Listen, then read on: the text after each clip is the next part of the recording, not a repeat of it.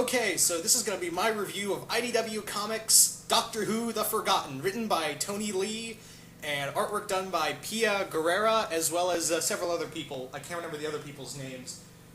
But, there was a few artists on this book. Now, for those who don't know, this was one of, I believe this was one of, IDW's first comics they did for, Doctor Who. Most of you guys know by the end of this month, as of this time's video, the rights for the for Doctor Who's comic book series is going back to BBC. IDW won't be able to print Doctor Who anymore. Now, excuse me. Pretty much what this was, like I said, was one of, if I remember right, this was one of the first comics they did for Doctor Who. Keyword one of the first. There was a few others, I believe. Now, this comic book, The Forgotten, is pretty much, in a nutshell, a 10-Doctor story. Yes, this is a story that involved David Tennant and the original 9 incarnations of the Doctor. But, however, this story is a little different. This isn't your average 10-Doctor story, like, oh, the 10 Doctors are all together and we're gonna go do stuff, it's gonna be amazing. It's not. It's a little different from that. It's a little more complex. You see, the story starts out with the Doctor and Martha ending up in a museum dedicated to the Doctor. This has so many references to classic Doctor Who, even more so than the 50th anniversary does. It even has more of that than Day of the Doctor. This has stuff like, you can see that the horns of the Naimon, you can see the, there are so many references to so many other Doctors, but there's some kind of mysterious force, or enemy I should say, that wants the Doctor to, you know, forget who he is and force himself to regenerate and take all those regenerations. If that sounds familiar, it should, but it's taken in a totally different way. Now, the Doctor loses all of his memories up until he regenerates. All he can remember is his 10th incarnation. He can't remember anything else after that, or how he got here. And even worse still, the TARDIS is gone. It's like not even in existence. So the Doctor and Martha pretty much are left alone in this museum, and the Doctor's forced to remember certain memories of his life. And every time he picks up like a new object, he remembers a certain story from his life. Now, it's not repeats. These are like lost stories with the Doctor. And the first issue, you pretty much see a story by William that followed William Hartnell's Doctor with Ian and Barbara and Susan. And it's a lost story that's pretty much, it has the Doctor encounter the Egyptians, and this is like early in William Hartnell's stint as the Doctor, so he's still this grumpy old man. You get reference to Sutekh in here. It's the Doctor and the companions in ancient Egypt, and the Doctor is kind of, is just old and grumpy. We get references to Sutekh, and we also get, oh, I hope we don't go to the Aztec temple. Ta-da! Following that, in the next issue, is a story that involves Patrick Troughton's Doctor, and you see, from then on, it's not, the thing is that from then on, you get two mini-stories with the other Doctors, while Tennant is remembering them. We got one story that involves, the Patrick Troughton with, his companions, Jamie and Zoe, why did I forget their names, fighting these giant snake men on this space station while trying to fight off a giant worm. And the other one involves John Pertwee's Doctor fighting these mutated dogs with spider robots. And the thing is that they don't reference the Master head on. They just say, oh, it's his work, or his job, or it's my old enemy. And yeah, they kind of make you believe throughout this entire story that it's the Master.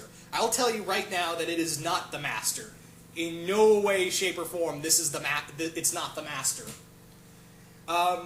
Following that, we also get a few other cool references here and there. We get Martha using Ace's baseball bat. We've fighting the spiders from Metebelis 3 from the episode Planet of the Spiders. You also get a classic Pertwee era Auton. You also have one of the clockwork robots from Girl in the Fireplace teamed up with the robot from the Peter Davison era episode, The Visitation. Oh my god, this is amazing. There are so many mind-blowing things in here, and the story gets a little complex. Oh, you think it's a fun little story here and there. But as we go through all the other memories, we get one with Romana and the Fourth Doctor fight in a labyrinth with some some old French soldiers. And this is right after the City of Death. They're back in France. And they end up in a labyrinth being attacked by a mime and a minotaur in a French beret. How cool, how goddamn awesome is that? And then, following that is a Davison story that involves Peter, the Fifth Doctor, against the Jadoon, which is a Tennant-era Doctor. Woot! We basically have a classic Doctor going up against a new enemy. I really love that, of the Fifth Doctor and the Jadoon against one another. That was pretty fun. Then we get a story with pretty much the Sixth Doctor in a trial, but trying to save Perry. And then we get another one with the Doctor and Seventh Doctor and Ace trying to save a race from a Gallifreyan virus during this 1500-year war. Following that is a story with the Eighth Doctor. Now, the Eighth Doctor story, this one is a little more continuity error because of what happened in Day of the Doctor. Yeah, I can't fault this book. This book came out towards Tennant's stint as the Doctor. And what it was pretty much the Doctor, the Eighth Doctor, Paul McGann's Doctor, trying to find the key of Rassilon to time-lock the Time War. And they kind of allude that McGann's Doctor was the one that fought in the Time War, although now it's kind of canon now that it was the War Doctor, and he tried to stay out of it. But they kind of play it open that he's kind of open out there. You know, he didn't really involve in the war. He's just watching the universe bleed, and he's teamed up with an alien that was from the same race as that creature we saw in when Professor Yana was revealed to be the Master. That alien that went cham and all that, and that was pretty fun. And then we have a Ninth Doctor story, which is a lot of fun. It's pretty much to the Eccleston's Doctor and Rose in World War I on the day of the Christmas truce. For those who don't know, the Christmas truce was pretty much some German soldiers and French soldiers, or sometimes, and I believe some British soldiers as well, were just like, it's Christmas, fuck it, we're not fighting today. So it was like a fun little soccer game, football game, as the British refer to. My apologies. And then we get the reveal. Now, the big reveal of who the villain is supposed to be the Meta-Crisis Doctor. I know, it's weird. The Meta-Crisis Doctor who's become the Valeyard. Yeah, the Meta-Crisis Doctor became the Valeyard. But then it's revealed it's not the Meta-Crisis Doctor at all. It's something else. It's an alien we never even heard of. That was, his planet was destroyed during when the Crucible was trying to use, when the Daleks were trying to use the Crucible to destroy all reality, and his planet was destroyed. And it makes you believe that it's an alien. His name is Ecrites, I think that's how I pronounce his name, but the alien attempts to kill the Doctor, and it's kind of funny, when he pretends to be the Valeyard, he's like, how many other villains, any other villains would want to kill you and steal your regeneration? To which the Doctor goes, I've got a list of people who want to do that. And he makes fun of him because the Meta-Crisis Doctor that Ecrites pretends to be, he's pretty much pretending to be the Valeyard. It's Tennant's Doctor, but with the Anthony Ainley master beard. I think it's and in a black suit. And Tennant can't help but make fun of him the entire time. So at the end, we also find out that Martha's not really Martha. It's the TARDIS's Matrix, pretending, becoming all of these companions to help the Doctor. When the Ecrites is kind of like the Trickster Brigade bug, and he attacked the Doctor, and the TARDIS reached out into the Doctor's psyche to try to help him, and becomes all these different companions, like Henry Sullivan, Polly, not Polly, what's that? Mel, Sarah Jane, Adric, and a few other ones. And then we get all 10 Doctors together in the Doctor's memory together, and they kill the Valeyard. There you go. It's kind of anticlimactic, and even William Hartnell goes, yeah, a bit of an anticlimactic ending, wouldn't you say?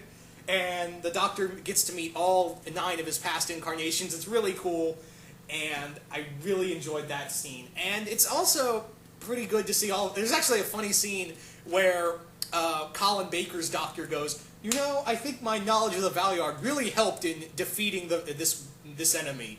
And to which McCoy's doctor goes, yes, you were so important in this match. I feel like that's what happens in real life with Colin Baker and Sylvester McCoy. It's like, I was important as the doctor. Yes, Colin, I know. Now, excuse me while I have to be in this multi-million-dollar fantasy trilogy. Excuse me. No disrespect, I love Colin Baker as the doctor. I just feel like that's the kind of conversation that happens between the two in real life. But the one thing that gets me, after everything that happens, the doctor looks at the TARDIS Matrix and asks her to become someone different. And she becomes Susan. And it's not really Susan, but the doctor just wanted to see her, and it's really sad. Like, oh, it's one page, but it's so sad. Like, I'm like, oh, that's depressing. So what did I think of this book on a whole? Well, as you can guess, I really hated it. I just didn't. Of course I fucking loved it. This was a comic I've always wanted to read. Doctor Who The Forgotten is amazing. If you're a fan of Doctor Who, I would highly recommend getting this comic from IDW. It's one of their best stories out there. If you love classic Doctor Who and new Doctor Who, you'll love this. Absolutely. If you, it takes me a while to get all the references. I still go back through the book and try to get all the references, because there is a lot. I mean, this has more, like I said, this book has a hell of a lot more references to the classic era than it does the actual 50th anniversary in and of itself. And not saying that's a bad thing. Remember, this book came out years before the 50th, any talk of the 50th was coming out. And again, with the 8th Doctor stuff, this book isn't really canon. I guess you could say the Paul McGann story isn't really canon anymore, because they kind of allude that he was the one that fought in the Time War. But, we now know that John Hurt, the War Doctor, was the case of that. Anyway, guys, like I said, if you're a big fan of Doctor Who, I would highly recommend getting this book. Alright, guys, that's really all I had to say for this review, and I'm out.